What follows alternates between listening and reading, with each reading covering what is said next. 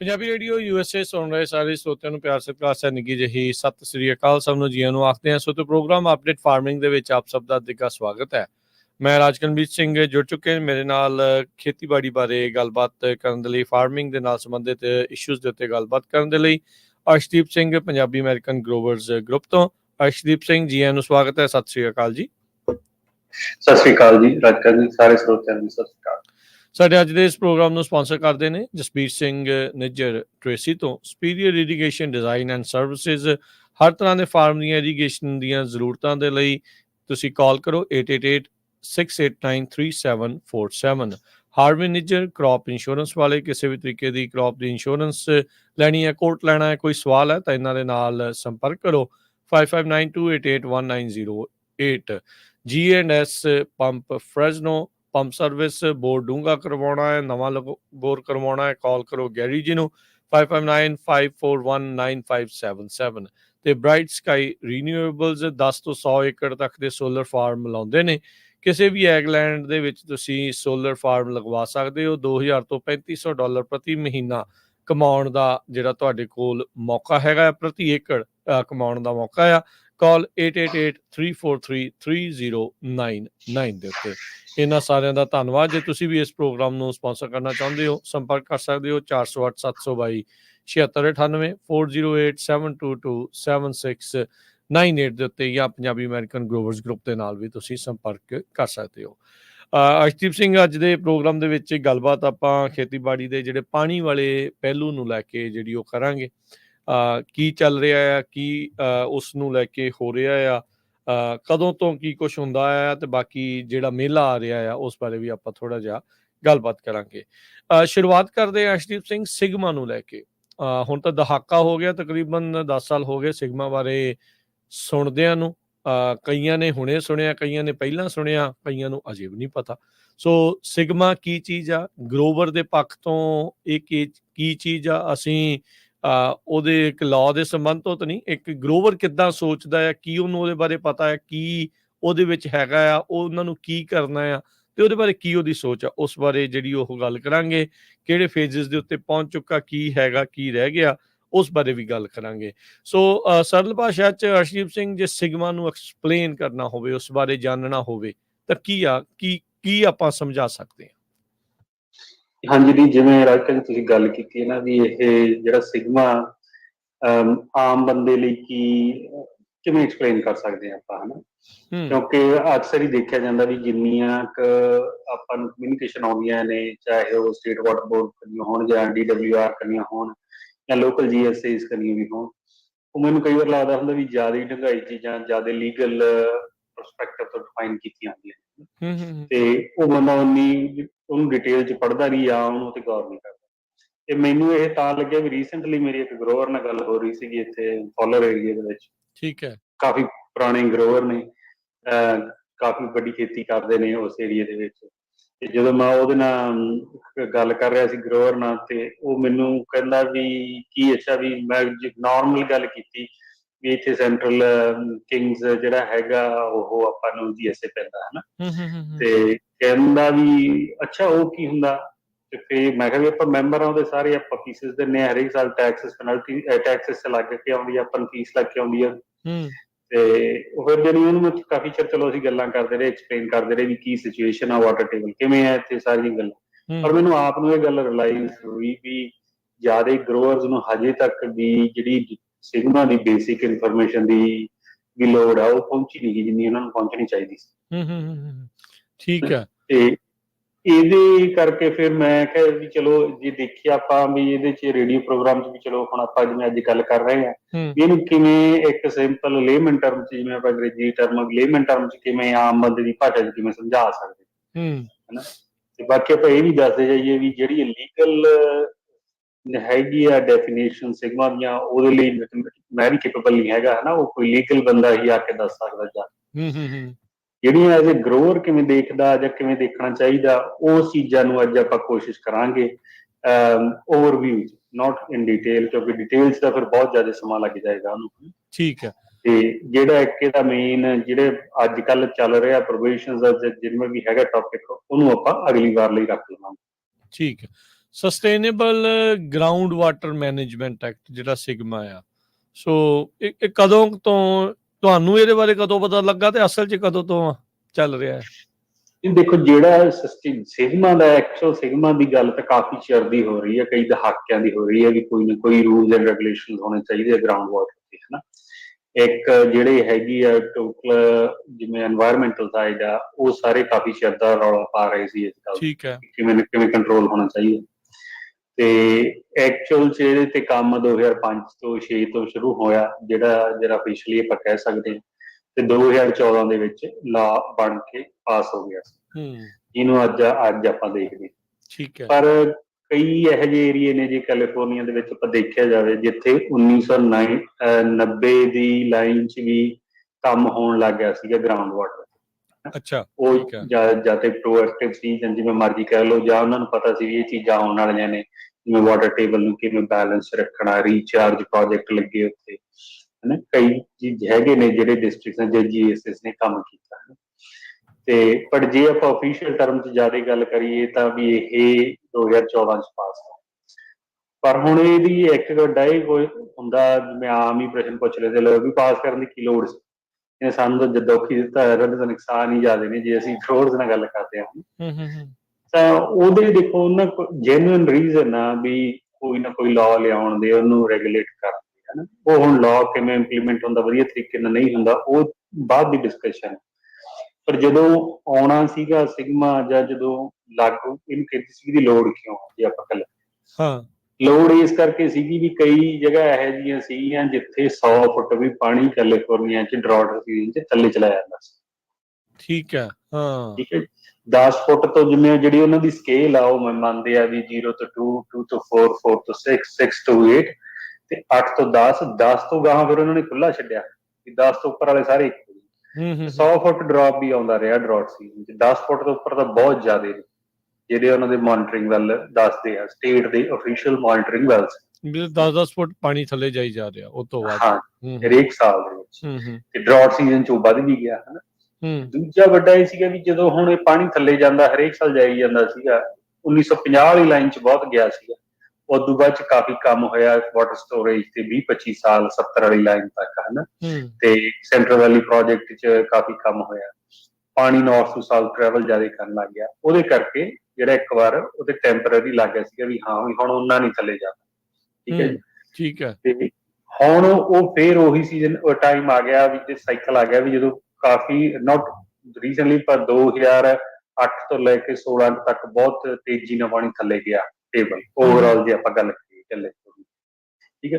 ਉਹ ਜਦੋਂ ਪਾਣੀ ਟੇਬਲ ਥੱਲੇ ਜਾਂਦਾ, ਫਿਰ ਉਹਦੇ ਵਿੱਚ 2016 ਦੇ ਇਕੱਲੇ ਨੰਬਰ ਨੇ, 2015 ਜਾਂ 16 ਦੇ ਬਈ ਆਲਮੋਸਟ $500 ਬਿਲੀਅਨ ਕਾਸਟ ਆਈ ਆ ਵੈਲਜ਼ ਨੂੰ ਡੂੰਘਾ ਕਰਨ ਦੀ, ਚਾਹੇ ਉਹ ਰੈਜ਼ੀਡੈਂਸ਼ੀਅਲ ਵੈਲ ਸੀ, ਚਾਹੇ ਉਹ ਐਗ ਵੈਲ ਸੀ, ਚਾਹੇ ਉਹ ਮਿਊਨਿਸਪਲ ਦੇ ਸੀ, ਜਾਂ ਕਿਸੇ ਵੀ ਤਰੀਕੇ ਦੇ ਵੈਲ ਸੀ। ਉਹਨਾਂ ਦਾ ਜਿਹੜਾ ਸਟੇਟ ਕੋਡੇਟ ਆ, ਉਹ $500 ਬਿਲੀਅਨ ਦਾ ਐਕਸਟਰਾ ਐਕਸਪੈਂਸ ਹੈ। ਵਾਓ। ਠੀਕ ਹੈ ਜੀ। ਇਹ ਚੀਜ਼ਾਂ ਉਹਨਾਂ ਨੇ ਜਦੋਂ ਫਿਰ ਕਿਸੇ ਨੇ ਵੀ GSA ਜਾਂ GSP ਬਣਨ ਲੱਗੀਆਂ, ਉਦੋਂ ਇਹ ਚੀਜ਼ਾਂ ਮੈਂਸ਼ਨ ਕੀਤੀਆਂ, even state water resource control board ਨੇ। ਫਿਰ ਤੀਜਾ ਜੇ ਚ 2 ਰੀਜ਼ਨ, ਚਲੋ ਇੱਕ ਤਾਂ ਇਹ ਹੋ ਗਿਆ ਵੀ ਇਹ ਪਾਣੀ ਥੱਲੇ ਜਾਂਦਾ, ਦੂਜਾ ਇਹ ਸੀਗਾ ਵੀ ਇਹ ਤੇ ਕਾਸਟ ਬਹੁਤ ਇਹਦੇ ਨਾਲ ਇਨਵੋਲਵ, ਤੀਜਾ ਸੀਗਾ ਵੀ ਜਿਹੜੀ ਸੀ ਵਾਟਰ ਇੰਟਰੂਜਨ, ਖਾਸ ਕਰਕੇ ਕੋਸਟ ਵਾਲੇ ਏਰੀਏ ਦੇ ਵਿੱਚ ਜੇ ਪਾਣੀ ਥੱਲੇ ਨੂੰ ਜਾਊਗਾ ਤਾਂ ਸੀ ਵਾਟਰ, ਖਾਸ ਕਰਕੇ ਸਲੀਨਸ ਵੈਲੀ ਕਾਫੀ ਹੌਟ ਟੌਪਿਕ ਰਿਹਾ ਸੀਗਾ 5-6 ਸਾਲ ਪਹਿਲਾਂ, ਉੱਥੇ ਕਾਫੀ ਇੱਕੋ ਸਾਲ ਚ ਕਾਫੀ ਅੰਦਰ ਨੂੰ ਇੰਟਰੂਜਨ ਹੋ ਗਈ ਸੀ, ਫਿਰ ਉਹ ਨਿਊਜ਼ ਬਹੁਤ ਰਿਹਾ ਸੀ। ਤੇ ਚੌਥਾ ਇਹਦਾ ਵੱਡਾ ਰੀਜ਼ਨ ਹੈਗਾ ਸਬਸਾਈਡੈਂਸ। ਜਿਹੜੀ ਹੁਣ ਆਪਾਂ ਦੇਖਿਆ ਹੀ ਹੈ ਵੀ ਟਲਹਿਰੀ ਲੇਕ ਬੇਸਨ ਚ ਵੀ ਕਿੰਨੀ ਜ਼ਿਆਦਾ ਸਬਸਾਈਡੈਂਸ ਹੋਈ ਆ ਇਸ ਸਾਰੇ ਏਰੀਏ ਦੇ ਵਿੱਚ, ਹਨਾ। ਉੱਥੇ ਸਭ ਤੋਂ ਵੱਡਾ ਇਸ਼ੂ ਇਹ ਪ੍ਰੋਬੇਸ਼ਨ ਤੇ ਉਸ ਏਰੀਏ ਦੇ ਜਾਣ ਦਾ ਸਭ ਤੋਂ ਵੱਡਾ ਰੀਜ਼ਨ ਉਹਨਾਂ ਨੇ ਬੇਸਿਕਲੀ ਸਬਸਾਈਡੈਂਸ ਨਹੀਂ ਮੰਨੀ, ਵੀ ਜਿਹੜੇ ਧਰਤੀ ਧੱਸ ਜਾਂਦੀ ਹੈ ਥੱਲੇ, ਜਿਹੜੀ ਥੱਲੇ ਨੂੰ ਚਲੀ ਜਾਂਦੀ ਹੈ ਹਰੇਕ ਸਾਲ, ਹਨਾ। 8 ਤੋਂ 10-10 ਫੁੱਟ ਵੀ ਕਿਸੇ ਏਰੀਏ ਚ ਡਰਾਟ ਸੀਜ਼ਨ ਚ ਥੱਲੇ ਗਈ ਹੈ ਤਾਂ। ਠੀਕ ਹੈ। ਤੇ ਫਿਰ ਪੰਜਵਾਂ ਜਿਹੜਾ ਇਹਦਾ ਜੇ ਤਾਂ ਵੱਡਾ ਰੀਜ਼ਨ ਸੀਗਾ, ਉਹ ਸੀਗਾ ਵਾਟਰ ਕੁਆਲਿਟੀ, ਹਨਾ। ਕੁਆਲਿਟੀ ਆਫ ਵਾਟਰ ਜਿੰਨਾ ਆਪਾਂ ਥੱਲੇ ਪੁੱਲ ਕਰਦੇ ਹਾਂ ਕਿਤੋਂ ਮਾੜਾ, ਦੂਜਾ ਜਿੰਨਾ ਕੁ ਆਪਾਂ ਉੱਪਰਲਾ ਇਫੈਕਟ ਕਰੀ ਜਾਂਦੇ ਹਾਂ, ਜਾਂ ਜਿਵੇਂ ਵੀ ਸਾਰਾ ਸੀਗਾ, ਤਾਂ ਇਹ 4-5 ਰੀਜ਼ਨ ਉਹਨਾਂ ਨੇ ਮੇਨ ਏਜ ਦੇ ਫੇਵਰ 'ਚ ਦਿੱਤੇ ਸੀਗੇ ਵੀ ਇਸ ਕਰਕੇ ਸਾਨੂੰ ਵਾਟਰ ਦੀ ਰੈਗੂਲੇਸ਼ਨ ਚਾਹੀਦੀ, ਅੰਡਰਗਰਾਊਂਡ ਵਾਟਰ। ਸਰਫੇਸ ਵਾਟਰ ਦੀ ਤਾਂ ਚਲੋ ਹੈਗੇ ਮੈਨੇਜਡ, ਜਿਹੜਾ ਗਰਾਊਂਡ ਵਾਟਰ ਇਹ ਰੈਗੂਲੇਟ ਹੋਣਾ ਚਾਹੀਦਾ, ਮੈਨੇਜ ਹੋਣਾ ਚਾਹੀਦਾ ਪ੍ਰੋਪਰਲੀ ਕਿਸੇ ਲਾਅ ਦੇ ਅੰਡਰ। ਸੋ ਇਹਨਾਂ ਸਾਰੀਆਂ ਚੀਜ਼ਾਂ ਤੋਂ ਫਿਰ ਜਿਹੜਾ ਉਹ ਆਇਆ ਸੀ ਸਿਗਮਾ ਬਣਿਆ ਸੀ। ਹੁਣ ਸਿਗਮਾ ਦਾ ਜਿਹੜਾ ਸਭ ਤੋਂ ਇੰਪੋਰਟੈਂਟ ਪਾਰਟ ਆ ਉਹ ਹੈਗਾ ਸਸਟੇਨੇਬਲ। ਹੁਣ ਆਪਾਂ ਨੰਬਰਾਂ ਦੀ ਗੱਲ ਕਰ ਲੈਂਦੇ ਹਾਂ ਬਹੁਤ ਵਾਰ ਵੀ ਇੰਨੀ ਜ਼ਮੀਨ ਖਾਲੀ ਹੋਣੀ ਆ ਜਾਂ ਇੰਨਾ ਪਾਣੀ ਥੱਲੇ ਚਲਿਆ ਗਿਆ, ਜਿਵੇਂ ਹੁਣ ਆਪਾਂ ਵੀ ਗੱਲ ਕਰਦੇ ਆ। ਇਹਦਾ ਜਿਹੜੀ ਕਿ ਲਾਅ ਨੇ ਕਿਤੇ ਵੀ ਇਹ ਨਹੀਂ ਲਿਖਿਆ ਵੀ ਆਹ ਨੰਬਰ ਆ ਥ੍ਰੈਸ਼ਹੋਲਡ, ਲਾਅ ਨੇ ਨਹੀਂ ਡਿਫਾਈਨ ਕੀਤਾ ਗਿਆ। ਉਹਨਾਂ ਨੇ ਸ਼ਬਦ ਵਰਤਿਆ ਸਸਟੇਨੇਬਲ। ਠੀਕ ਹੈ ਜੀ। ਤੇ ਜਿਵੇਂ ਹੁਣ ਆਪਾਂ ਜਿਵੇਂ ਅੱਡ ਜੇ ਇੱਕ ਤਰੀਕਾ ਸੌਖਾ ਆ ਸਮਝਾਉਣ ਦਾ ਇਹ ਹੈ ਵੀ ਜੇ ਬੰਦਾ ਵਧੀਆ ਤੰਦਰੁਸਤ ਆ, ਤੁਹਾਨੂੰ ਕੋਈ ਪ੍ਰੋਬਲਮ ਨਹੀਂ ਗੀ, ਹੈ ਨਾ, ਥੋੜਾ ਜਿਹਾ ਬਿਮਾਰ ਹੋ ਗਿਆ, ਤੁਹਾਨੂੰ ਗੋਲੀ ਲੈ ਕੇ ਲੋਟ ਹੋ ਜਾਂਦਾ, ਹੈ ਨਾ। ਜੇ ਉਦੋਂ ਵੀ ਜ਼ਿਆਦਾ ਕੋਈ ਪ੍ਰੋਬਲਮ ਆਈ ਫਿਰ ਸਰਜਰੀ ਹੋਊਗੀ। ਹਾਂਜੀ, ਸਰਜਰੀ ਵਾਲੇ ਪੁਆਇੰਟ ਤੱਕ ਇਹ ਸਸਟੇਨੇਬਲ ਸੀਗਾ ਵੀ ਤੁਸੀਂ ਦਵਾਈਆਂ ਲੈ ਕੇ ਠੀਕ ਕਰ ਲਓ। ਜਦੋਂ ਤੁਹਾਡੀ ਸਰਜਰੀ ਹੋ ਗਈ ਫਿਰ ਉਹ ਸਮਝ ਲਓ ਵੀ ਸਰਜਰੀ ਪ੍ਰੋਬੇਸ਼ਨ ਹੀ ਹੈ। ਠੀਕ ਆ, ਜਦੋਂ ਸਟੇਟ ਬੋਰਡ ਆਪਦੇ ਸਾਰਾ ਕੁਝ ਲੈ ਕੇ ਆ ਜਾਂਦਾ, ਜਦੋਂ ICU 'ਚ ਦਾਖਲ ਕਰ ਲਿਆ ਫਿਰ ਉਹਨਾਂ ਦੇ ਹਿਸਾਬ ਨਾਲ ਹੀ ਚੱਲਦਾ, ਫਿਰ ਬੰਦੇ ਦੇ ਕੰਟਰੋਲ 'ਚ ਨਹੀਂ, ਨਾਲੇ ਬਿੱਲ ਵੀ ਆਉਂਦਾ ਵੱਖਰਾ। ਤੇ ਉਦੋਂ ਬਾਅਦ ਜਿਹੜਾ ਅਗਲਾ ਸਟੈਪ ਉਹ ਇਹ ਦੇਖਦੇ ਆ ਵੀ ਇਹ ਤੋਂ ਬਾਅਦ ਤਾਂ ਬੰਦੇ ਦੇ ਮਰਨ ਵਾਲਾ ਹੀ ਕੰਮ ਆ ਵੀ ਫਿਰ ਇਹਨੇ ਦੁਬਾਰਾ ਜਿਹੜਾ ਸਸਟੇਨੇਬਲ ਰੇਂਜ 'ਚ ਨਹੀਂ ਰਹਿਣਾਗਾ ਕਿਸੇ ਵੀ ਦੇਸ਼ ਨੇ। ਸੋ ਇਹਦੇ 'ਚ ਜਦੋਂ ਲਾਅ ਬਣਿਆ ਸੀ ਤਾਂ ਇਹ ਚੀਜ਼ਾਂ ਨੂੰ ਕਾਫੀ ਜਾਣੀ ਕਿ ਉਹਨਾਂ ਨੇ ਤਰਜੀਹ ਦਿੱਤੀ ਸੀ, ਹਨਾ। ਜਦੋਂ ਬਣਿਆ ਸੀ ਦੇਖੋ ਉਦੋਂ ਆਪਾਂ ਨੂੰ ਤਾਂ ਪਤਾ ਵੀ ਨਹੀਂ ਸੀਗਾ ਜ਼ਿਆਦਾ, ਹਨਾ, ਤੇ ਇਹ ਤੇ ਡਿਸਕਸ਼ਨ ਹੋਈਆਂ, ਬਟ ਉਹਨਾਂ ਨੇ ਲੋਕਲ ਕੰਟਰੋਲ ਤੇ ਲੋਕਲ ਪਾਰਟਿਸਿਪੇਸ਼ਨ ਤੇ ਬਹੁਤ ਜ਼ਿਆਦਾ ਜ਼ੋਰ ਲਾਇਆ ਸੀ। ਹੁਣ ਅਫੀਸ਼ੀਅਲੀ ਉਹ ਜਦੋਂ ਸਿਗਮਾ ਦੀ ਜੇ ਆਪਾਂ ਦੇਖਦੇ ਹਾਂ, ਤੁਸੀਂ ਸਾਰਾ ਡਿਟੇਲ 'ਚ ਜਾ ਕੇ ਪੜ੍ਹੋ ਵੀ ਕਿਵੇਂ ਬਣਿਆ, ਕਿਹਦੀ ਕੀ ਫੀਡਬੈਕ ਸੀ, ਕਿੰਨੇ ਲੋਕਾਂ ਨੇ ਇਨਪੁਟ ਦਿੱਤੇ, ਉਹਦੇ 'ਚ ਉਹਨਾਂ ਨੇ ਸਾਰਾ ਜਿਹੜਾ ਗਰਾਊਂਡ ਵਰਕ ਉਹ ਕੀਤਾ ਹੈ, ਹਨਾ। ਤੇ ਹੁਣ ਆਪਾਂ ਨੂੰ ਲੇਟ ਪਤਾ ਲੱਗਣਾ ਆਮ ਬੰਦੇ ਨੂੰ, ਤੇ ਉਹਦੇ ਇੰਪੈਕਟ ਜਾਂ ਇਹਦੀ ਇੰਪਲੀਮੈਂਟੇਸ਼ਨ ਥੋੜੀ ਜਿਹੀ ਓਪਨ ਐਂਡ ਹੈਗੀ ਹੈ, ਇਹ ਗੱਲ ਤਾਂ ਮੰਨਣ ਵਾਲੀ ਹੈ, ਹਨਾ। ਤੇ ਕਿਉਂਕਿ ਉਹਨਾਂ ਨੇ ਜਦੋਂ ਫੇਜ਼ 3 ਚ ਇੰਪਲੀਮੈਂਟੇਸ਼ਨ ਆਉਂਦੀ ਹੈ ਵੀ ਜਿਹੜੀ ਜਿੱਥੇ ਅੱਜ ਸੀ ਇਹਦੇ, ਹਨਾ, ਤੇ ਆਪਾਂ ਫੇਜ਼ਸ ਬਾਰੇ ਗੱਲ ਕਰਾਂਗੇ, ਪਰ ਉੱਥੇ ਉਹਨਾਂ ਨੇ ਇਹ ਕਿਹਾ ਸੀਗਾ ਵੀ 22 ਤੋਂ ਲੈ ਕੇ 40 ਤੱਕ ਇਹਦੀ ਇੰਪਲੀਮੈਂਟੇਸ਼ਨ ਹੋਊਗੀ। ਉਹ ਬਹੁਤ ਇੱਕ ਸੀਗਾ ਵੀ ਵੇਗ ਜਿਹਾ ਮੈਨੂੰ ਲੱਗਦਾ ਵੀ ਕਿਵੇਂ ਹੁਣ ਜਿਵੇਂ ਐਕਸ਼ਨ ਲੈ ਰਹੇ ਹੋ ਤਾਂ ਇਹ ਲੈ ਰਿਹਾ ਵੀ ਅਗਲੇ ਸਾਲ ਹੀ ਬੈਲੈਂਸ ਕਰ ਲੈਣਾ ਸਾਰਾ ਕੁਛ, ਹਨਾ। ਹਾਂਜੀ, ਸੋ ਰਾਈਟ ਨਾਓ ਐਕਸ਼ਨ ਤਾਂ ਫਿਰ ਉੱਥੇ ਲਿਆ ਜਾ ਰਿਹਾ ਜਿੱਥੇ ਬੰਦੇ ਜਿਹੜੇ GSAs ਦਾਖਲ ਨੇ ICU 'ਚ। ਫਿਰ ਹਾਂਜੀ, ਨਹੀਂ ਉਹਨਾਂ ਨੇ ਜਦੋਂ ਨਾ ਬਣਾਇਆ ਵੀ ਸੀਗਾ, ਜਦੋਂ ਸਿਗਮਾ ਦੀ ਆਪਾਂ ਗੱਲ ਕਰਦੇ ਹਾਂ, ਜਦੋਂ ਉਹਦੇ ਉਹਨਾਂ ਨੇ 4 ਫੇਜ਼ ਲਿਖੇ ਸੀਗੇ, ਨਾ। ਫੇਜ਼ 1 ਚ ਕੀ ਹੋਊਗਾ? ਫੇਜ਼ 1 ਚ ਇਹਨਾਂ ਨੇ ਕਿਹਾ ਸੀਗਾ ਵੀ realignment of basis and establishment of basis governance. ਜਿਹੜੀ ਉਦੋਂ ਤੱਕ ਬੇਸਿਸ ਕਲੀਅਰ ਨਹੀਂ ਸੀਗੀਆਂ, ਬੇਸਿਸ ਦੀਆਂ ਬਾਉਂਡਰੀਜ਼ ਤੋਂ ਪਹਿਲਾਂ। ਸੋ ਹੁਣ ਮਤਲਬ ਬੇਸਿਕਲੀ ਹੱਦਾਂ ਤੈਅ ਹੋਈਆਂ, ਹੱਦਾਂ ਤੈਅ ਹੋ ਗਈਆਂ ਵੀ ਕਿਹਦੇ ਕੋਲ ਕੀ ਹੈ। ਕਈ ਏਰੀਆ ਇਹੋ ਜਿਹੇ ਵੀ ਸੀ, ਜਿਵੇਂ ਮੰਨ ਲਓ ਵੀ ਆਪਾਂ ਆਪਣੀ ਐਗਜ਼ਾਮਪਲ ਲੈਂਦੇ ਹਾਂ, ਕੰਸੋਲੀਡੇਟਡ ਇਰੀਗੇਸ਼ਨ ਡਿਸਟ੍ਰਿਕਟ ਆ ਕਿੰਗਸ ਰਿਵਰ 'ਚ, ਹਨਾ, ਬੇਸਿਨ ਚ, ਤੇ ਉਹ 2017 ਚ ਬੇਸਡ ਔਨ ਸਿਗਮਾ ਨੂੰ ਦੀ ਬੈਕਿੰਗ ਨਾਲ ਹੀ ਉਹਨੂੰ ਉਹ GSA ਬਣਾਇਆ। ਉਹਦਾ ਇਰੀਗੇਸ਼ਨ ਡਿਸਟ੍ਰਿਕਟ ਸੀ ਪਹਿਲਾਂ, ਠੀਕ ਹੈ, ਕਿਉਂਕਿ ਫਿਰ GSA ਦੀਆਂ ਪਾਵਰਸ ਬਾਏ ਲਾਅ ਉਹਨਾਂ ਕੋਲ ਜ਼ਿਆਦਾ ਨੇ, ਉਹਨਾਂ ਨੂੰ ਚੇਂਜਸ ਕਰਦੇ ਲੋਕਾਂ ਦੇ ਫੀਸਿਸ ਪੈਨਲਟੀਜ਼ ਲਾਉਣ, ਉਹ ਇਸੇ ਦਾ ਹੀ ਪਾਰਟ ਸੀਗਾ ਵੀ ਇੱਕ ਤਾਂ ਤੁਸੀਂ ਬਾਉਂਡਰੀਜ਼ ਡਿਫਾਈਨ ਕਰੋ, ਇੱਕ ਕਿਹਦੀ ਗਵਰਨੈਂਸ ਹੋਊਗੀ, ਬੇਸਿਨ ਤੇ ਗਵਰਨੈਂਸ ਵੀ ਡਿਫਾਈਨ ਕਰੋ। ਅਖੀਰ ਤੇ ਜਾ ਕੇ ਕਿਸੇ ਨੂੰ ਤੁਸੀਂ ਅਕਾਊਂਟੇਬਲ ਵੀ ਤਾਂ ਕਰਨਾ ਨਾ ਵੀ ਭਾਈ ਤੇਰੇ ਕਰਕੇ ਇਹ ਚੀਜ਼ ਹੋਈ ਨਹੀਂ ਹੈ। ਜੇ ਉਹ ਬੰਦਾ ਹੀ ਨਹੀਂ ਐਗਜ਼ਿਸਟ ਕਰੂਗਾ ਜਾਂ ਉਹ ਕਲੀਅਰ ਹੀ ਨਹੀਂ ਹੈਗਾ, ਫਿਰ ਉਹ ਕਿਵੇਂ ਕਰ ਸਕਦਾ। ਸੋ ਇਹ ਫੇਜ਼ 1 ਸੀਗਾ ਇਹ ਸਾਰੇ ਦਾ। ਇਹਦਾ ਜਿਹੜੀ ਵਿੰਡੋ ਸੀ 2014 ਚ ਪਾਸ ਹੋਇਆ ਤੇ 2015 ਤੋਂ ਲੈ ਕੇ 17 ਤੱਕ 3 ਸਾਲ ਇਹਦੇ ਤੇ ਕੰਮ। ਸੋ ਉਸ ਤੋਂ ਬਾਅਦ ਫਿਰ ਹੱਦਾਂ ਤੈਅ ਹੋ ਗਈਆਂ, ਹਾਂਜੀ, ਫਿਰ ਕਲੀਅਰਲੀ ਡਿਫਾਈਨਡ ਹੋ ਗਈਆਂ। ਤੁਹਾਨੂੰ ਇਹ ਪਬਲਿਕ ਡੇਟਾ ਤੁਸੀਂ ਜਾ ਕੇ DWR ਜਾਂ state water control resource control board ਦੀ ਵੈਬਸਾਈਟ ਤੇ ਦੇਖ ਸਕਦੇ ਆ, ਆਪਦੇ ਲੋਕਲ GSAs ਵੀ ਦੇਖ ਸਕਦੇ ਆ। ਹੁਣ ਤੁਹਾਨੂੰ ਪੂਰੀਆਂ ਕਲੀਅਰ ਬਾਉਂਡਰੀਜ਼ ਦਿਖਣਗੀਆਂ, ਹਰੇਕ ਦੀ ਆਪਦੀ ਵੈਬਸਾਈਟ ਹੈਗੀ ਅੱਜ ਕੱਲ੍ਹ ਤਾਂ, ਹਨਾ, ਤੇ ਵੈਬਸਾਈਟ ਦੇ ਵਿੱਚ ਕਲੀਅਰਲੀ ਮਾਰਕ ਆ ਵੀ ਕਿਹੜੇ ਕਿੱਥੇ ਬਾਉਂਡਰੀਜ਼ ਆ। ਕੁਛ ਸ਼ੇਅਰਡ ਏਰੀਆ ਵੀ ਹੈਗੇ, ਜੇ ਉਹ ਸ਼ੇਅਰਡ ਏਰੀਆ ਨੇ ਤਾਂ ਵੈਲ ਡਿਫਾਈਨਡ। ਠੀਕ ਹੈ। ਅੱਛਾ, ਤੁਸੀਂ ਸ਼ੁਰੂਆਤ 'ਚ ਗੱਲ ਕੀਤੀ ਸੀ ਵੀ ਇੱਕ ਤੁਸੀਂ ਉਹਦੇ ਨਾਲ ਗੱਲ ਕੀਤੀ ਜਿਹੜਾ ਜੱਦੀ ਪੁਸ਼ਤੀ ਖੇਤੀਬਾੜੀ ਕਰਦਾ ਆ ਰਿਹਾ, ਪਰ ਉਹਨੂੰ ਸਿਗਮਾ ਦਾ ਨਹੀਂ ਸੀ ਜਿਹੜਾ ਉਹ ਪਤਾ। ਇਹਦੇ ਵਿੱਚ ਵੀ ਕਈ ਤਰ੍ਹਾਂ ਦੀਆਂ ਟਰਮਸ ਆਉਂਦੀਆਂ, GSA ਆਉਂਦਾ, GSP ਆਉਂਦਾ। ਅ, ਜੇ ਇਹ ਵੀ ਸਮਝਾਉਣਾ ਹੋਵੇ, ਇਹਦੇ ਬਾਰੇ ਦੱਸਣਾ ਹੋਵੇ, ਬੇਸਿਨ, GSA, GSP ਇਹ ਕੀ ਚੀਜ਼ਾਂ ਆ? ਬੰਦਾ ਨੂੰ ਕਈ ਵਾਰੀ ਪਤਾ ਨਹੀਂ ਲੱਗਦਾ ਵੀ ਕਿੱਥੇ ਕਿਹੜੀ ਚੀਜ਼ ਵਰਤਣੀ ਹੈ, ਕਿਹੜੀ ਚੀਜ਼ ਬੋਲਣੀ ਹੈ। ਨਹੀਂ, ਇਹ ਗੱਲ ਬਿਲਕੁਲ ਸਹੀ ਹੈ ਜੀ। ਦੇਖੋ, ਜਿਹੜਾ ਬੇਸਨ ਕਿਵੇਂ ਡਿਫਾਈਨ ਕਰਦੇ ਆ, ਬੇਸਨ ਹੁੰਦਾ ਵੀ ਇੱਕ ਏਰੀਆ ਜਿੱਥੋਂ ਕਿਤੋਂ ਫੀਡ ਹੁੰਦਾ। ਮੰਨ ਲਓ ਵੀ ਹੁਣ ਆਪਾਂ ਕਿੰਗਸ ਰਿਵਰ ਵਾਲੇ ਏਰੀਏ 'ਚ ਰਹਿੰਦੇ ਹਾਂ, ਆਪਾਂ ਇੱਥੇ ਦੀ ਗੱਲ ਕਰੀਏ, ਹਨਾ। ਆਪਾਂ ਨੂੰ ਕਿੰਗਸ ਰਿਵਰ ਨੂੰ ਪਾਈਨ ਫਲੈਟ ਡੈਮ ਤੇ ਪਾਣੀ ਰੋਕ ਕੇ ਉੱਥੇ ਪਾਣੀ ਦੀ ਸਟੋਰੇਜ ਬਣੀ ਹੈ ਤੇ ਉੱਥੋਂ ਗਾਹਾਂ ਪਾਣੀ ਡਿਸਟਰੀਬਿਊਟ ਹੁੰਦਾ ਹੈ। ਅੱਗੇ ਕਿੰਗਸ ਰਿਵਰ ਦੀਆਂ ਕਾਫੀ ਜਿਹੜੀਆਂ ਛੋਟੀਆਂ ਛੋਟੀਆਂ ਟ੍ਰਿਬਿਊਟਰੀਜ਼ ਨੇ ਉਹ ਚ ਆ ਕੇ ਡਿੱਗਦੀਆਂ ਨੇ ਨਾਰਥ ਵਾਲੇ ਏਰੀਏ 'ਚ, ਜਾਂ ਸੌਰੀ ਈਸਟ ਵਾਲੇ ਏਰੀਏ 'ਚ। ਤੇ ਉਦੋਂ ਬਾਅਦ ਚ ਥੱਲੇ ਜਾ ਕੇ ਸਾਊਥ 'ਚ ਉਹਦੇ ਦੋ ਫੋਰਕ ਵੀ ਬਣ ਜਾਂਦੇ ਆ, ਨਾਰਥ ਵਾਲੀ ਸਾਈਡ ਨੂੰ ਤੇ ਸਾਊਥ ਵਾਲੀ ਸਾਈਡ। ਸਾਊਥ ਵਾਲਾ ਸਾਈਡ ਟਲੈਰੀ ਲੇਕ ਚਲਾ ਜਾਂਦਾ ਤੇ ਨਾਰਥ ਵਾਲਾ ਡੈਲਟਾ 'ਚ ਚਲਾ ਜਾਂਦਾ। ਤੇ ਇਸ ਜਿਹੜਾ ਕਿੰਗਸ ਰਿਵਰ ਤੇ ਜਿਹੜਾ ਏਰੀਆ ਡਿਪੈਂਡੈਂਟ ਆ, ਜਿਹੜਾ ਜੀਓਗ੍ਰਾਫਿਕਲੀ ਥੱਲੇ ਬਣਿਆ ਵੀ ਹੋਇਆ ਸਟੋਰੇਜ, ਉਸ ਨੂੰ ਇੱਕ ਬੇਸਨ ਕਹਿੰਦੇ। ਠੀਕ ਹੈ, ਸਿੱਧੀ ਸਿੱਧੀ ਭਾਸ਼ਾ 'ਚ ਸਮਝਾਉਣਾ ਹਨਾ। ਹੁਣ ਇਹ ਬੇਸਨ ਦੇ ਕਈ ਸਬ ਬੇਸਨ ਹੋ ਸਕਦੇ ਆ, ਵੀ ਅੱਡ ਅੱਡ ਵੀ ਥੋੜਾ ਜਿਹਾ ਏਰੀਆ ਅੱਡ ਹੋ ਜੇ, ਬਟ ਉਹ ਉਸੇ ਰਿਵਰ ਦਾ ਜਾਂ ਉਸੇ ਜਿਹੜਾ ਉਹ ਪਾਰਟ ਦਾ ਸਾਰਾ ਉਹ ਹੈਗਾ ਬੇਸਨ। ਹਾਂਜੀ। ਹੁਣ ਜੇ ਆਪਾਂ ਕਿੰਗਸ ਰਿਵਰ ਦੀ ਗੱਲ ਕਰੀਏ ਤਾਂ ਇਹਦੇ ਦੇ ਵਿੱਚ 6 ਅੱਡ GSAs ਕੰਮ ਕਰਦੇ ਆ। ਫਿਰ ਬੇਸਨ ਤੋਂ ਬਾਅਦ ਚ ਵੀ GSA ਕੀ ਹੁੰਦਾ, GSA ਦੀ ਜਿਵੇਂ ਆਪਾਂ ਗੱਲ ਕੀਤੀ ਆ ਵੀ ਉਹਨਾਂ ਨੇ ਬਾਉਂਡਰੀਜ਼ ਡਿਫਾਈਨ ਕਰਨੀਆਂ ਸੀ ਵੀ ਕੌਣ ਕੌਣ ਕਿਹਦੇ ਲਈ ਕੀ ਰਿਸਪੌਂਸਿਬਲ ਆ, ਉਹਨੂੰ GSA ਕਹਿੰਦੇ ਆ, ਉਸ authority. Ground water sustainability agency. ਹੁਣ GSA 'ਚ ਮਲਟੀਪਲ ਇਰੀਗੇਸ਼ਨ ਡਿਸਟ੍ਰਿਕਟ ਆ ਸਕਦੇ ਆ ਤੇ ਇਕੱਲਾ ਇਰੀਗੇਸ਼ਨ ਡਿਸਟ੍ਰਿਕਟ ਵੀ ਹੋ ਸਕਦਾ ਉੱਥੇ ਕੋਈ ਨਾਂ ਵੀ ਹੋਵੇ। ਠੀਕ ਹੈ ਜੀ। ਤੇ ਇਹ ਜਿਹੜੀਆਂ ਸਾਰੀਆਂ ਚੀਜ਼ਾਂ ਬੇਸਨ ਡਿਫਾਈਨ ਕਰਨਾ ਤੇ GSA ਡਿਫਾਈਨ ਕਰਨਾ, ਇਹ 2015 ਤੋਂ 17 ਫੇਜ਼ 1 ਦਾ ਪਾਰਟ ਸੀ। ਠੀਕ ਹੈ, ਠੀਕ ਹੈ। ਠੀਕ ਹੈ ਜੀ। ਸੋ ਫਿਰ ਦੂਜੀ ਗੱਲ ਜਿਹੜੀ ਤੁਸੀਂ ਪੁੱਛੀ GSP ਦੀ, GSP ਕੀ ਹੈ? GSP ਦਾ ਸੀਗਾ ਵੀ ਇਹ ਫੇਜ਼ 2 ਸੀ ਜੀ, GSP ਬੇਸਿਕ। ਇਹ 2017 ਤੋਂ 22 ਤੱਕ ਹਰੇਕ ਜਿਹੜੇ GSA ਬਣਾਏ ਸੀ ਅਥਾਰਟੀ, ਉਹਨਾਂ ਨੂੰ ਕਿਹਾ ਸੀਗਾ ਵੀ ਓਕੇ, ਹੁਣ ਤੁਸੀਂ ਬਣ ਗਏ, ਤੁਹਾਨੂੰ ਤੁਹਾਡੀਆਂ ਹੱਦਾਂ ਪਤਾ ਲੱਗ ਗਈਆਂ, ਹੁਣ ਤੁਸੀਂ ਇਹ ਦੱਸੋ ਵੀ ਤੁਸੀਂ ਆਪਦਾ ਵਾਟਰ ਨੂੰ ਟੇਬਲ ਨੂੰ ਮੇਨਟੇਨ ਕਿਵੇਂ ਕਰਕੇ ਰੱਖਣਾ। ਉਹ ਜਿਹੜਾ ਰਿਟਨ ਪਲਾਨ ਆ ਉਹਨੂੰ GSP ਕਹਿੰਦੇ। ਠੀਕ ਹੈ, ਠੀਕ ਹੈ, ਠੀਕ ਹੈ ਜੀ। ਉਹ ਹੁਣ ਇੱਕ ਬੇਸਨ 'ਚ ਮਲਟੀਪਲ ਵੀ GSPs ਹੋ ਸਕਦੀਆਂ, ਜਿਵੇਂ ਇਸ ਏਰੀਏ ਦੇ ਵਿੱਚ 6 ਅੱਡ GSA ਕਿੰਗਸ ਰਿਵਰ ਵਾਲੇ 'ਚ, ਤੋਂ ਆਪਦੀ ਅੱਡ ਵੀ ਸਬਮਿਟ ਕਰਾ ਸਕਦੇ ਆ ਤੇ ਉਹ ਸਾਰੇ ਇਕੱਠੇ ਹੋ ਕੇ ਆਪ ਮਿਲ ਕੇ ਇੱਕ GSP ਵੀ ਕਰਾ ਸਕਦੇ। ਸੋ ਜ਼ਿਆਦਾਤਰ ਆਪਾਂ ਇਹੀ ਦੇਖਦੇ ਹਾਂ ਵੀ ਹਰ ਇੱਕ ਬੇਸਿਨ ਵਾਲੇ, ਹਰ ਇੱਕ GSA ਵਾਲੇ ਇੱਕ ਆਪਣਾ GSP ਦਿੰਦੇ ਆ।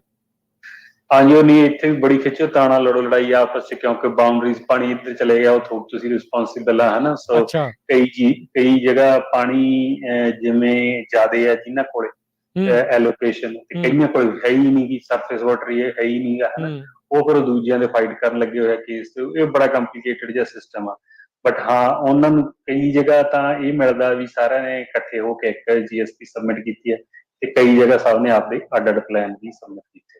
ਠੀਕ ਹੈ, ਠੀਕ ਹੈ। ਸੋ ਵੈਲੀ ਦਾ ਫਾਰਮਰ ਸਿਗਮਾ ਨੂੰ ਕਿੱਦਾਂ ਦੇਖਦਾ? ਇੱਥੇ ਅਕਸਰ ਆਪਾਂ ਜਿਹੜੀ ਇਹ ਗੱਲ ਕੀਤੀ, ਤੁਸੀਂ ਵੀ ਉਹ ਥੋੜਾ ਸ਼ੋਇਆ ਵੀ ਸੈਲੀਨੇਸ਼ਨ ਜਿਹੜੀ ਉਹ ਵੱਧਦੀ ਜਾਂਦੀ ਆ। ਵੈਲੀ ਦਾ ਫਾਰਮਰ ਅਕਸਰ ਇਹ ਕਹਿੰਦਾ ਵੀ ਸਾਨੂੰ ਪਾਣੀ ਘੱਟ ਮਿਲਦਾ ਆ, ਪਰਲੇ ਪਾਸੇ ਜਿਹੜਾ ਉਹ ਚਲਿਆ ਜਾਂਦਾ ਜਾਂ ਹੋਰ ਥਾਵਾਂ ਦੇ ਉੱਤੇ ਜਾਂਦਾ ਆ। ਸਿਗਮੇ ਦਾ ਡਾਇਰੈਕਟ ਇੰਪੈਕਟ ਇੱਥੇ ਦੇ ਜਿਹੜੀ ਫਾਰਮਿੰਗ ਪ੍ਰੈਕਟਿਸਿਸ ਤੇ ਫਾਰਮਰਸ ਦੇ ਉੱਤੇ ਕੀ ਆ? ਨਹੀਂ, ਦੇਖੋ, ਜਿਹੜਾ ਤਾਂ ਜੇ ਆਪਾਂ ਸੈਂਟਰਲ ਵੈਲੀ ਦੀ ਗੱਲ ਕਰੀਏ ਨਾ, ਜਦੋਂ ਫਿਰ ਇਹਨਾਂ ਨੇ ਬੇਸਨ ਬਣਾਏ ਸੀਗੇ ਤਾਂ ਬੇਸਨ ਨੂੰ ਬੇਸਨ ਦੀ ਕੈਟਾਗਰੀਜ਼ ਬਣਾਈਆਂ ਸੀ, ਹੈਨਾ। ਉਹਦੇ 'ਚ ਹਾਈ, ਮੀਡੀਅਮ ਤੇ ਲੋ ਤੇ ਵੈਰੀ ਲੋ। ਠੀਕ ਹੈ ਜੀ। ਪ੍ਰਾਇਓਰਿਟੀ ਜਿਹੜੀ ਇਹਨਾਂ ਦੀ ਲਿਖੀ ਸੀ, ਜਿਹੜੇ ਹਾਈ ਤੇ ਮੀਡੀਅਮ ਸੀ ਉਹਨਾਂ ਨੂੰ ਕਿਹਾ ਸੀਗਾ ਵੀ ਤੁਹਾਨੂੰ ਲਾਜ਼ਮੀ ਆ ਤੁਸੀਂ ਆਪਣੀਆਂ GSP ਸਬਮਿਟ ਕਰਾਉਣੀ। ਠੀਕ ਹੈ, ਠੀਕ ਹੈ। ਤੇ ਜਿਹੜੇ ਲੋ ਤੇ ਵੈਰੀ ਲੋ ਸੀ ਉਹਨਾਂ ਨੂੰ ਲਾਜ਼ਮੀ ਨਹੀਂ ਸੀਗਾ, ਹਨਾ, ਓਰੀਜਨਲੀ ਜਦੋਂ ਆਹੀ ਬਣਿਆ ਸੀ। ਉਸ ਤੋਂ ਬਾਅਦ 'ਚ ਉਹਨਾਂ ਨੇ ਇੱਕ ਹੋਰ ਟਰਮ ਐਡ ਕੀਤੀ ਸੀਗੀ, ਪ੍ਰਾਇਓਰਿਟੀਜ਼ ਤੋਂ ਬਿਨਾਂ ਕ੍ਰਿਟੀਕਲੀ ਓਵਰਡਰਾਫਟਡ ਬੇਸਿਸ। ਓਕੇ, ਉਹ ਤਾਂ 4 ਸੀਗੇ ਨਾਲ। ਇੱਕ ਉਹਨਾਂ ਨੇ ਇਹ ਕੀਤਾ ਵੀ ਉਹ ਵੀ ਆ ਜਿਨ੍ਹਾਂ ਦੀ ਹੁਣੀ ਸਰਜਰੀ ਦੀ ਲੋੜ ਆ, ਉਹ ਕ੍ਰਿਟੀਕਲੀ ਓਵਰਡਰਾਫਟ 'ਚ ਪਾਏ ਸੀ। ਠੀਕ ਹੈ, ਠੀਕ ਹੈ। ਜਿਹਦੇ 'ਚ ਸਾਡੇ ਵੈਲੀ ਦੇ ਲਗਭਗ ਸੈਂਟਰਲ ਸੈਨੋਕੀ ਵੈਲੀ ਦੇ ਸਾਰੇ ਆ ਜਾਂਦੇ, ਸਾਰੇ ਉਸ ਮੋਨੀਟਰਿੰਗ ਤੇ ਆ, ਚੱਲ ਰਹੇ ਆ। ਇਹਨਾਂ ਤੇ ਲਾਅ ਉਹੀ ਐਪਲੀਕੇਬਲ ਸੀ, ਪਰ ਇਹਨਾਂ ਨੂੰ ਕਿਹਾ ਸੀਗਾ ਵੀ ਤੁਹਾਡੇ ਸਾਰੇ ਪਲਾਨ 2 ਸਾਲ ਐਡਵਾਂਸ ਚੱਲਣੇ ਚਾਹੀਦੇ, ਤੁਹਾਡੇ ਕੋਲ 2 ਸਾਲ ਘੱਟ ਸਮਾਂ, ਜੇ ਬਾਕੀਆਂ ਕੋਲੇ GSP ਸਬਮਿਟ ਕਰਨ ਦਾ 2022-23 ਤੱਕ ਦਾ ਸਮਾਂ, ਤੁਸੀਂ 21 ਚ ਕਰਵਾਉਣਾ ਹੈ ਨਾ। ਸਾਰੇ ਐਕਸ਼ਨ 2 ਸਾਲ ਅੱਗੇ ਪੁੱਲ ਕਰ ਲਏ ਸੀ, ਕਿਉਂਕਿ ਇਹਨਾਂ ਨੇ ਕਿਹਾ ਸੀ ਤੁਹਾਡੇ ਕੋਲ ਇੰਨਾ ਟਾਈਮ ਨਹੀਂ ਹੈਗਾ। ਠੀਕ ਹੈ ਜੀ। ਤੇ ਉਹਦੇ ਵਿੱਚ ਆਪਣੇ ਲਗਭਗ ਸਾਰੇ ਬੇਸਨ ਆਉਂਦੇ ਇਸ ਏਰੀਏ ਦੇ, ਜਿੰਨੇ ਵੀ ਆਪਣੇ ਹੈਗੇ ਨੇ। ਤੇ ਜੇ ਹੁਣ ਵੈਲੀ ਦਾ ਫਾਰਮਰ ਕਿਵੇਂ ਦੇਖੂਗਾ, ਵੈਲੀ ਦੇ ਫਾਰਮਰ ਨੇ ਤਾਂ ਜੀ ਦੇਖੋ ਇਹੀ ਦੇਖਣਾ ਵੀ ਅਸੀਂ ਫੇਜ਼ 3 ਚ ਆ ਗਏ ਹਾਂ, ਜਿਹਦੀ ਆਪਾਂ ਹੁਣ ਅੱਗੇ ਆਪਾਂ ਗੱਲ ਕਰਾਂਗੇ ਇੰਪਲੀਮੈਂਟੇਸ਼ਨ, ਜਿਹੜਾ 2022 ਤੋਂ ਲੈ ਕੇ 2040 ਤੱਕ ਦਾ ਉਹਨਾਂ ਨੇ ਸਮਾਂ ਲਿਖਿਆ। ਠੀਕ ਹੈ। ਵੈਲੀ ਦੇ ਫਾਰਮਰ ਨੂੰ ਉਹ ਦੇਖਣਾ ਚਾਹੀਦਾ ਵੀ ਇੰਪਲੀਮੈਂਟੇਸ਼ਨ ਚ ਹੁਣ ਮੇਰੀ ਜਿਹੜਾ GSP ਆ ਉਹ ਪੜ੍ਹਨੀ ਚਾਹੀਦੀ ਹੈ, ਬਹੁਤ ਜ਼ਿਆਦਾ ਜ਼ਰੂਰੀ ਹੈ। GSP ਹਾਂ ਹਰੇਕ ਦੀ ਹੈਗੀ ਆ, ਮਤਲਬ ਕਿਸੇ ਦੀ 100 ਪੇਜ ਦੀ, ਕਿਸੇ 150 ਪੇਜ ਦੀ, ਪਰ ਉਹਦੇ ਚ ਜੇ ਤੁਸੀਂ ਮੋਟਾ ਦੇਖੋ ਤਾਂ 10 ਪੇਜ ਹੀ ਪੜ੍ਹਨ ਵਾਲੇ ਹੁੰਦੇ ਨੇ, ਬਾਕੀ ਤਾਂ ਸਾਰੀਆਂ ਐਵੇਂ ਲੀਗਲ ਟਰਮਸ, ਡੈਫੀਨੇਸ਼ਨ, ਇਹ ਉਹ ਇਹੋ ਜਿਹੀਆਂ ਚੀਜ਼ਾਂ, ਫੈਂਸੀ ਗ੍ਰਾਫ ਬਣਾਏ ਹੁੰਦੇ ਆ। ਤੁਸੀਂ ਇਹ ਦੇਖਣਾ ਹੁੰਦਾ ਵੀ ਸਾਡੀ ਕਰੰਟ ਸਿਚੁਏਸ਼ਨ ਕੀ ਹੈ, ਉਹ 2 ਪੇਜਾਂ ਤੇ ਆਏ ਨੇ, ਤੇ ਫਿਰ ਦੇਖਣਾ ਵੀ ਜਿਹੜੇ ਇਹਨਾਂ ਦਾ ਪਲਾਨ ਕੀ ਹੈ GSP ਦਾ, ਜਿਹੜਾ ਸਾਡੇ ਨੇ ਸਬਮਿਟ ਕੀਤਾ। ਜਿਹੜਾ ਕਿੰਗਸ ਰਿਵਰ ਆ, ਇਹਦਾ GSP ਕੱਲੀ ਸਾਰੀ ਸੈਂਟਰਲ ਵੈਲੀ ਦਾ ਇੱਕੋ ਹੀ GSP ਅਪਰੂਵ ਹੋਇਆ, ਜਿਹੜਾ ਬੇਸਿਕਲੀ ਸਭ ਤੋਂ ਪਹਿਲਾਂ ਵੀ ਹੋਇਆ ਸੀਗਾ। ਉਹਨਾਂ ਨੂੰ ਜੇ ਹੁਣ ਇਹ 6 GSS ਦਾ ਦੇਖੋ, ਤੁਸੀਂ ਆਪ ਜਾ ਕੇ ਇਹਨਾਂ ਦੀ GSP ਪੜ੍ਹੋ, ਉਹ ਦੇਖੋ ਵੀ ਕੀ ਸਾਡੇ ਚ ਇੰਪੈਕਟ। ਠੀਕ ਹੈ। ਸੋ ਇਹ ਵਕਤ ਤਾਂ ਚਲੋ ਪਹਿਲੋਂ ਵੀ ਸੀ, ਹੁਣ ਵੀ ਆ, ਪਰ ਇਹ GSP ਦਾ ਡੈਫੀਨੇਟਲੀ ਤੁਹਾਨੂੰ ਪਤਾ ਹੋਣਾ ਚਾਹੀਦਾ। ਤੇ ਜਿਹੜਾ GSP ਦਿੱਤਾ ਜਾਂਦਾ ਹੈ ਅਰਸ਼, ਇਹ ਫਾਰਮਰਾਂ ਨਾਲ ਸਲਾਹ ਕਰਕੇ ਦਿੱਤਾ ਜਾਂਦਾ ਹੈ ਵੀ ਕੌਣ ਦੇ ਜਾਂਦਾ GSP? GSA ਦੇ ਵਿੱਚ ਕੌਣ ਬੰਦੇ ਹੁੰਦੇ ਆ, ਤੇ ਕੌਣ GSP ਜਿਹੜਾ ਉਹ ਸਬਮਿਟ ਕਰਦਾ ਹੈ ਫਿਰ ਪਲਾਨ? ਦੇਖੋ ਜਿਵੇਂ GSA, ਜਿਵੇਂ ਨਾ ਆਪਾਂ ਕਿੰਗਸ ਦੀ ਫਿਰ ਐਗਜ਼ਾਮਪਲ ਲਈਏ, ਕਿਉਂਕਿ ਕਿੰਗਸ ਦੇ ਵਿੱਚ ਮੈਂ ਆਪ ਇਨਵੋਲਵ ਹਾਂ ਨਾ, ਥੋੜਾ ਜ਼ਿਆਦਾ ਪਤਾ ਇਹਦੇ ਬਾਰੇ।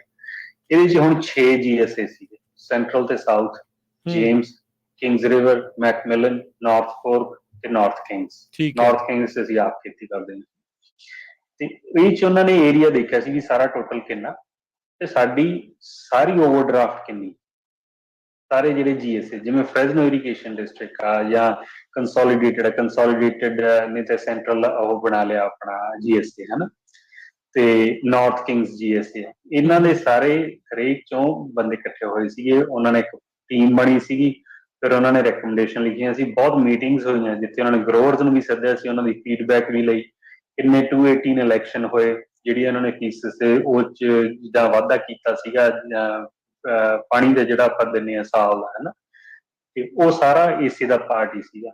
ਹੁਣ ਜੇ ਆਪਾਂ ਇਕੱਲੇ ਕਿੰਗਸ ਰਿਵਰ ਦੀ ਗੱਲ ਕਰੀਏ, ਜੋ ਹੁਣ ਤੱਕ ਚੱਲ ਹੀ ਪਈ, ਤਾਂ ਇਹਦੇ ਚ 6 GSAs ਦਾ ਸਾਰੀ ਜਿਹੜੀ ਓਵਰਡਰਾਫਟ ਆ ਉਹ 1,34,000 ਏਕੜ ਫੁੱਟ ਸਾਲ ਦੀ।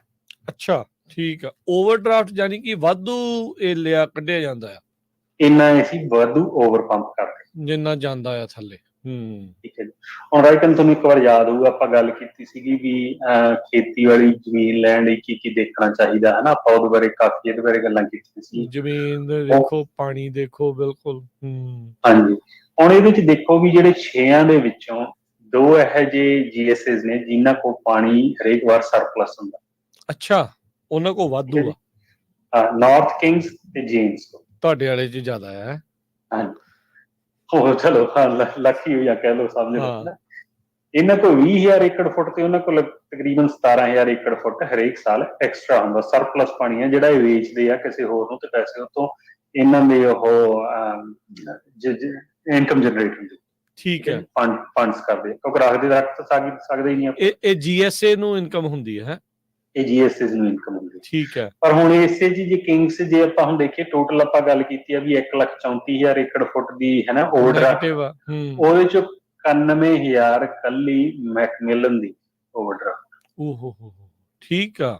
1 ਲੱਖ ਸਮਥਿੰਗ ਚੋਂ 91,000 ਕੱਲੇ ਇਹਨਾਂ ਦੇ ਬੇਸਿਕਲੀ ਮੈਕਮਿਲਨ ਵੀ ਹੈ ਜਿੰਨੀ ਹੈਗੀ ਹੈ। ਤੇ ਫਿਰ ਆਟੋਮੈਟਿਕਲੀ ਫਿਰ ਜਦੋਂ ਸਰਕਾਰ ਨੇ ਦੇਖਣਾ ਜਾਂ ਸਿਗਮਾ ਦੇ ਅੰਡਰ ਜਿਹੜੇ ਵੀ ਫੇਸ ਨੂੰ ਦੇਖਣਾ, ਉਹਨਾਂ ਨੇ ਕਹਿਣਾ ਵੀ ਇਹ ਤਾਂ ਕ੍ਰਿਟੀਕਲ ਤੋਂ ਵੀ ਬਹੁਤ ਜ਼ਿਆਦਾ ਗਾਂਹ ਲੰਘ ਗਿਆ। ਹਾਂ, ਪਰ ਹੁਣ ਉਹ ਪਾਰਟ ਸਾਰਾ ਹੈਗਾ ਕਿੰਗਸ ਰਿਵਰ ਦਾ, ਸੋ ਉਹਨਾਂ ਨੇ ਇੱਕ GSP ਦੇਣੀ, ਬੇਸਨ ਇੱਕ ਹੈ ਨਾ, ਉਹਨਾਂ ਨੇ ਸਟੇਟ ਨੇ ਦਾ ਬੇਸਨ ਨੂੰ ਦੇਖਣਾ। ਹੁਣ ਉਹਦੇ ਤੇ ਸਭ ਤੋਂ ਜ਼ਿਆਦਾ ਰਿਸਟ੍ਰਿਕਸ਼ਨਾਂ ਲੱਗਣੀਆਂ ਨੇ ਮੈਕਮਿਲਨ ਵਾਲੇ ਪਾਸੇ, ਜਿਹੜੇ ਵੀ ਗਰੋਅਰਸ ਹੋਣਗੇ, ਠੀਕ ਹੈ, ਜਾਂ ਇਹ ਆਪਦਾ ਅਗਰੀਮੈਂਟ ਬਣਾ ਲੈਣ 6 ਦੇ 6 ਵੀ ਭਾਈ ਆਪਾਂ, ਕਿਉਂਕਿ ਜੇ 1,34,000 ਆ ਨਾ ਬਾਈ ਏਕੜ, ਇਹ ਕੋਈ ਬੜਾ ਵੱਡਾ ਨੰਬਰ ਨਹੀਂ ਹੈਗਾ ਜੇ ਦੇਖਿਆ ਜਾਵੇ। ਇੰਨੇ ਕੁ ਤਾਂ ਇਹ ਰੀਚਾਰਜ ਕਰਕੇ, ਜਾਂ ਜਿਵੇਂ ਕਈ NRCS ਨਾਲ ਜਾਂ USDA ਨਾਲ ਪ੍ਰੋਜੈਕਟ ਹੁੰਦੇ ਵੀ ਰੀਚਾਰਜ ਤੁਹਾਨੂੰ ਤੁਸੀਂ ਖੇਤ 'ਚ ਕਰ ਲਓ, ਹਨਾ, ਕੁਛ ਕੁ ਤੁਸੀਂ ਜੇ ਫਲੱਡ ਕਰਦੇ ਹੋ ਕਿ ਉੱਥੇ ਇਨਫਰਾਸਟਰਕਚਰ ਤੇ ਇਨਵੈਸਟ ਕਰਕੇ ਵੀ, ਮੈਨੂੰ ਲੱਗਦਾ, ਮੇਰਾ ਆਪਦਾ ਮੰਨਣਾ ਵੀ ਬਿਨਾਂ ਕਿਸੇ ਰਿਸਟ੍ਰਿਕਸ਼ਨ ਦੇ ਗਰੋਅਰ ਤੇ ਇਹਨੂੰ ਬੈਲੈਂਸ ਕਰ ਸਕਦੇ। ਇਹੀ ਇਹਨਾਂ ਦੀ GSP ਹੈ। ਇਹੀ ਇਹਨਾਂ ਨੇ ਕਿਹਾ ਸੀਗਾ ਵੀ ਅਸੀਂ ਏਦਾਂ ਕਰਾਂਗੇ। ਤੇ ਹੁਣ ਇਹ ਹਰੇਕ ਦੀ ਅੱਡ ਅੱਡ, ਆਪਾਂ Okay. ਹਰੇਕ ਦੀ ਹੁਣ ਕਿਉਂਕਿ ਪੜ੍ਹ ਨਹੀਂ ਸਕਦੇ ਕਿ, ਕਿਉਂਕਿ ਇਹਦੀ ਹੁਣ ਥੋੜੀ ਜਿਹੀ ਮੈਂ ਡਿਟੇਲ 'ਚ ਪੜ੍ਹੀ ਕਰਕੇ ਥੋੜੀ ਜ਼ਿਆਦਾ ਇਨਫੋਰਮੇਸ਼ਨ ਹੈਗੀ ਹੈ। ਤੇ ਪਰ GSP 'ਚ ਇੰਡੀਕੇਟਰ ਹੁੰਦੇ ਨੇ, ਉਹਨਾਂ ਨੇ 6 ਇੰਡੀਕੇਟਰ ਜਿਹੜੇ ਬੇਸਿਕਲੀ ਦੇਖਣੇ ਹੁੰਦੇ ਆ। ਉਹ ਕਹਿੰਦੇ ਵੀ 6 ਦਾ ਸਾਨੂੰ ਪਲਾਨ ਦਿਓ। ਇੱਕ ਤਾਂ ਤੁਹਾਡਾ ਲੈਵਲ ਹੋਣਾ ਚਾਹੀਦਾ ਵਾਟਰ ਮੇਨਟੇਨ, ਠੀਕ ਹੈ, ਤੁਸੀਂ ਸਟੋਰੇਜ ਆ ਜਿਹੜੀ ਅੰਡਰਗਰਾਉਂਡ ਸਟੋਰੇਜ ਆ ਉਹਨੂੰ ਨੈਗੇਟਿਵਲੀ ਇੰਪੈਕਟ ਨਾ ਕਰਦੇ ਹੋ ਕਿਸੇ ਵੀ ਤਰੀਕੇ ਨਾਲ, ਠੀਕ ਹੈ ਜੀ। ਸੀ ਵਾਟਰ ਇੰਟਰੂਜਨ ਨਾ ਹੋਵੇ, ਜਿਹੜੀ ਆਪਾਂ ਪਹਿਲਾਂ ਗੱਲ ਕੀਤੀ, ਉਹ ਸਾਡੇ 'ਚ ਚਲੋ ਐਪਲੀਕੇਬਲ ਨਹੀਂ ਹੈ, ਨਹੀਂ ਦੂਰਾ ਆਪਾਂ ਥੋੜਾ। ਹਾਂ, ਕੁਆਲਿਟੀ ਆਫ ਵਾਟਰ ਉਹ ਖਰਾਬ ਨਹੀਂ ਹੋਣੀ ਚਾਹੀਦੀ, ਉਹਦੇ ਹਰੇਕ ਸਾਲ ਸੈਂਪਲ ਲੈਂਦੇ ਨੇ। ਪਰ ਇਹ ਵੀ ਨਾਲ ਆਖਿਆ ਜਾਂਦਾ ਵੀ ਜਿੰਨਾ ਪੁਰਾਣਾ ਪਾਣੀ ਆ ਥੱਲੇ ਉਨਾ ਹੀ ਕੁਆਲਿਟੀ ਉਹਦੀ ਬੈਡ ਆ। ਹਾਂਜੀ, ਵੀ ਹਾਂ, ਇਹ ਵੀ ਕਹਿ ਸਕਦੇ ਹਾਂ, ਕਿਉਂਕਿ ਜੇ ਬਾਕੀ ਜਿੰਨਾ ਵੀ ਡੂੰਘਾ ਵੀ ਜਾਂਦੇ ਉਹਦੇ ਨਾਲ ਵੀ ਕਾਫੀ ਫਰਕ ਪੈ ਜਾਂਦਾ। ਤੇ ਲੈਂਡ ਸਬਸਾਈਡੈਂਸ ਨਾ ਹੋਵੇ ਪਾਣੀ, ਤੇ 6ਵਾਂ ਹੈਗਾ ਵੀ ਸਰਫੇਸ ਵਾਟਰ ਜਿਹੜਾ ਉਹ ਨੈਗੇਟਿਵਲੀ ਇੰਪੈਕਟ ਨਾ ਹੋ। ਠੀਕ ਹੈ। ਪਾਣੀ ਕੱਢਣ ਦੇ ਹੁਣ GSP ਨੇ ਇਹੀ 6 ਇੰਡੀਕੇਟਰਸ ਤੇ ਲਿਖਿਆ ਹੋਇਆ ਵੀ ਇਹਨਾਂ ਨੂੰ ਅਸੀਂ ਕਿਵੇਂ, ਇੱਕ ਉਹਨਾਂ ਨੇ ਆਪਦਾ ਥ੍ਰੈਸ਼ਹੋਲਡ, ਕਿਉਂਕਿ ਤੁਸੀਂ ਇਹ ਤਾਂ ਕਹਿ ਨਹੀਂ ਸਕਦੇ, ਉਹਨਾਂ ਨੇ ਇੰਨੀ ਲੋਕਲ ਕੰਟਰੋਲ 'ਚ ਆਜ਼ਾਦੀ ਦਿੱਤੀ ਸੀਗੀ ਵੀ ਤੁਸੀਂ ਆਪਦਾ ਜਿਹੜਾ ਥ੍ਰੈਸ਼ਹੋਲਡ ਆਪ ਡਿਫਾਈਨ ਕਰੋ। ਕੀ ਤੁਹਾਡਾ ਥ੍ਰੈਸ਼ਹੋਲਡ ਆ, ਕਿੱਥੇ ਜਾ ਕੇ ਤੁਸੀਂ ਮੇਨਟੇਨ ਕਰਕੇ ਰੱਖੋਗੇ, 2040 ਤੁਹਾਡਾ ਕਿਹੋ ਜਿਹਾ ਨੰਬਰ।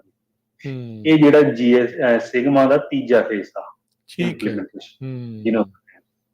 ਚੌਥਾ ਫੇਸ ਹਜੇ ਬਹੁਤ ਦੂਰ ਆ। ਚੌਥਾ ਬੇਸਿਕਲੀ ਉਹ ਇਹ ਕਹਿੰਦਾ ਵੀ 2040 ਐਂਡ ਬਿਯੋਂਡ, ਪੋਸਟ ਸਿਗਮਾ। ਅੱਛਾ, 2040 ਤੋਂ ਬਾਅਦ ਚ ਕਿਹੋ ਜਿਹੀ ਦੁਨੀਆ ਹੋਊਗੀ, ਉਹ ਚੌਥੇ ਫੇਸ 'ਚ ਲਿਖਿਆ। ਉੱਥੇ ਤੱਕ ਚਲੋ ਹਜੇ ਸਮਾਂ ਹੈਗਾ, ਅਜੇ ਤਾਂ ਆਪਾਂ ਥਰੂ ਸਿਗਮਾ ਜਾ ਰਹੇ ਹਾਂ, ਅਜੇ ਪੋਸਟ ਸਿਗਮਾ ਤਾਂ ਬਾਅਦ ਦੀਆਂ ਗੱਲਾਂ ਜਿਹੜੀਆਂ ਉਹ ਹੋਣਗੀਆਂ। ਇੱਕ ਛੋਟੀ ਜਿਹੀ ਬ੍ਰੇਕ ਲੈ ਲਈਏ ਅਰਸ਼, ਤੇ ਗੱਲਬਾਤ ਨੂੰ ਆਪਾਂ ਤਾਂ ਜਾਰੀ ਰੱਖਾਂਗੇ। ਪ੍ਰੋਗਰਾਮ ਚੱਲ ਰਿਹਾ ਅਪਡੇਟ ਫਾਰਮਿੰਗ।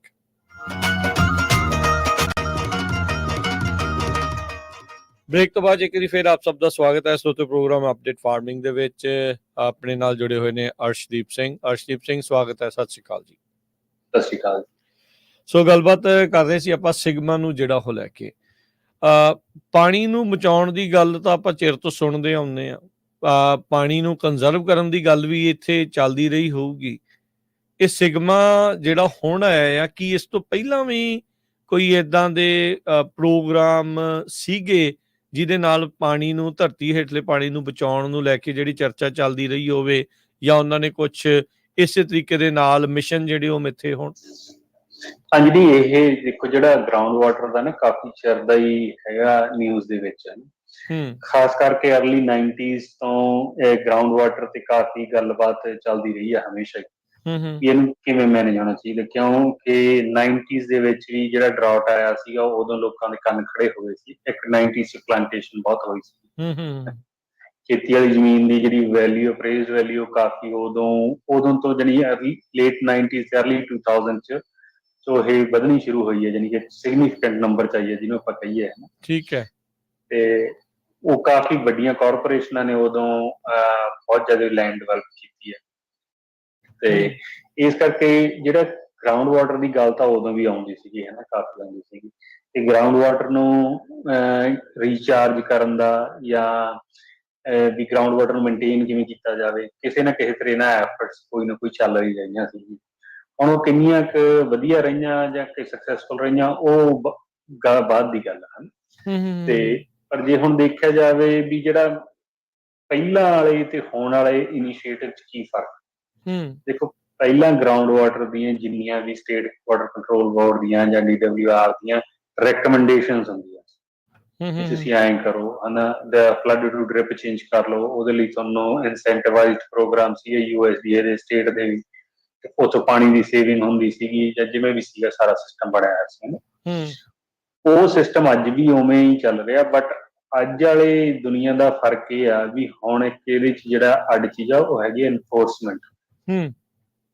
ਹਾਂ ਵੀ ਹੁਣ ਲਾਗੂ ਤੁਹਾਨੂੰ ਕਿੱਦਾਂ ਕਰਨਾ ਇਹਨੂੰ। ਹਾਂਜੀ, ਹੁਣ ਤੁਹਾਡੇ ਤੇ ਇਨਫੋਰਸ ਕਰ ਸਕਦੇ ਆ। ਅੱਗੇ ਰეკਮੈਂਡਡ ਸੀਗੀਆਂ, ਓਕੇ। ਰეკਮੈਂਡੇਸ਼ਨਲ ਹੈ ਜੀ। ਸੋ ਹੁਣ ਉਹ ਫਿਰ ਕੀ ਫਰਕ ਹੈ ਇਨਫੋਰਸਮੈਂਟ ਦੇ ਵਿੱਚ ਹੁਣ ਏਦਾਂ?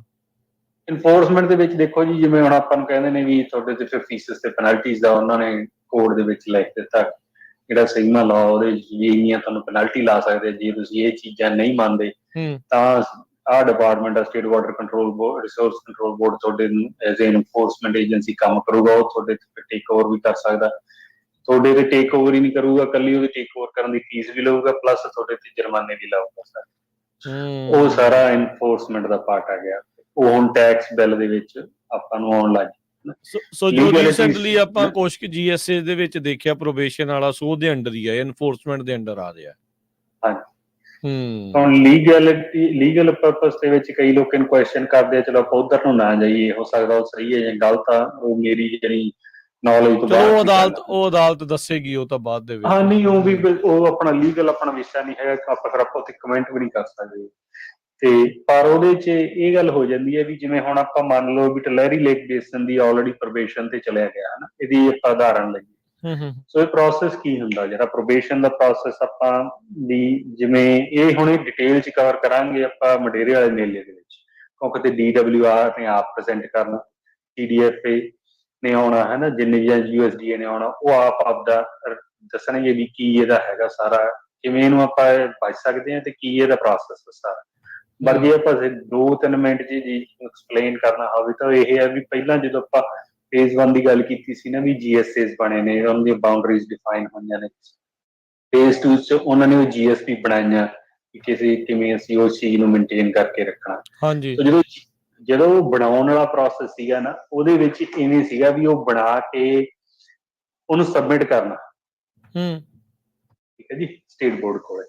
ਜਦੋਂ ਸਟੇਟ ਬੋਰਡ ਕੋਲੇ ਚਲਿਆ ਗਿਆ ਤੇ ਉਹਨਾਂ ਨੇ ਫਿਰ ਉਹਨੂੰ ਰਿਵਿਊ ਕਰਨਾ, ਤੁਹਾਡੇ ਪਲਾਨ ਨੂੰ, GSP ਜਿਹਨੂੰ ਆਪਾਂ ਕਹਿੰਦੇ।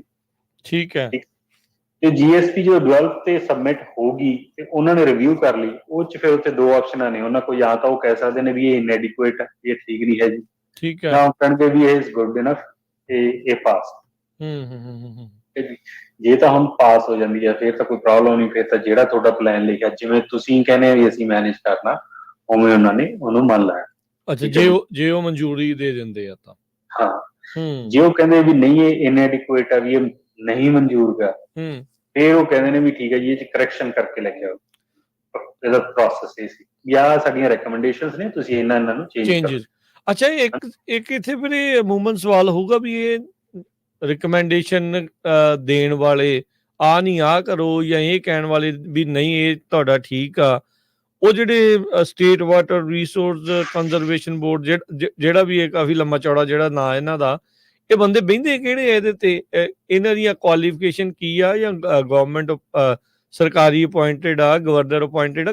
ਕੌਣ ਬੰਦੇ ਡਿਸਾਈਡ ਕਰਦੇ ਕਿਸੇ ਦੇ GSP ਨੂੰ ਹਰੀ ਝੰਡੀ ਦੇਣੀ ਜਾਂ ਉਹਦੇ ਵਿੱਚ ਰਿਕਮੈਂਡੇਸ਼ਨ ਦੇਣੀ ਆ?